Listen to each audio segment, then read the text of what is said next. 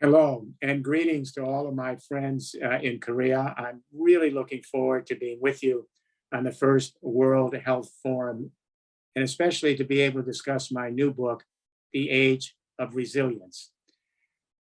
It's all about health, world health, and the two elephants in the room, if you will, regarding the future health of our species and the planet are number one, more pandemics are coming. Number two, we are deeply into climate change and the sixth extinction of life on Earth. Together, these represent the health challenges that will be with us for generations to come. Why are the viruses here and why are they going to keep coming? There'll be more pandemics. And the reason is this: when my dad was born in 1908, 84% of the whole planet was still wilderness, wild, no human development. Today, that wild Earth has been eliminated. Only 24% of the wild is still here.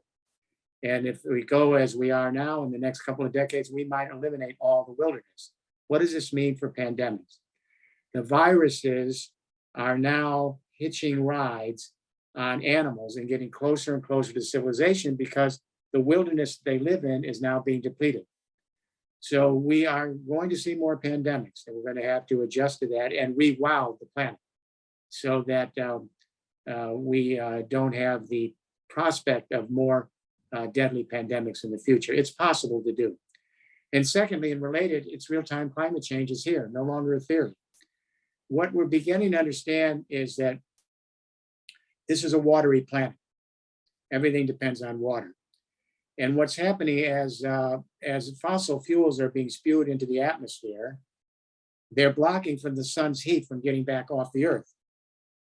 And that means that more precipitation is rising from the ground into the clouds. So we're getting more precipitation in the clouds and wild, uncontrollable, exponential water events. These massive atmospheric rivers in the winter pouring snow across areas that have never seen snow.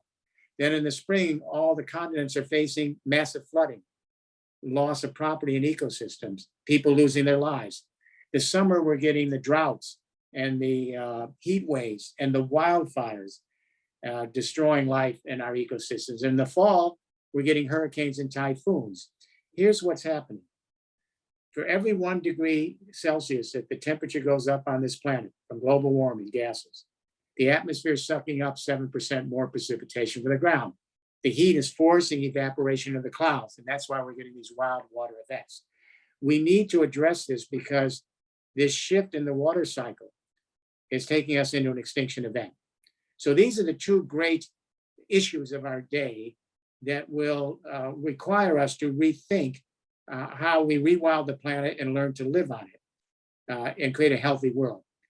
Let me leave with two initial hopeful thoughts.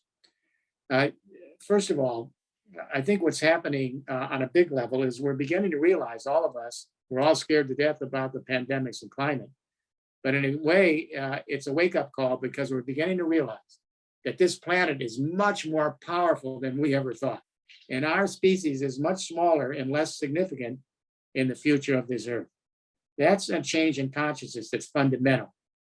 The second thing that's interesting is to see the young people, the Gen Zs, who go out on these massive demonstrations, these Friday for Future demonstrations around the world, and they call for a climate emergency. And what's different about these protests is this is the first time an entire generation of young people across the world have seen themselves as an endangered species. This is their new identity. They see themselves as a species. So all the things that have divided us, our forms of government, our politics, our way we organize our economies, all of that is still here. But now we're starting to see ourselves, the young people, as a species. So these two shifts in consciousness, the planet's much bigger than we thought. We're much smaller. We need to adapt to the planet rather than the planet to us. And secondly, we need to understand the possibility of thinking of ourselves as a species and our fellow creatures as part of the family. If we can begin to have this conversation, this will take us into a new era of health. The age of resilience is all about flourishing, regenerativity, learning to adapt to the planet, becoming, if you will, kindred spirit with the rest of life on this earth.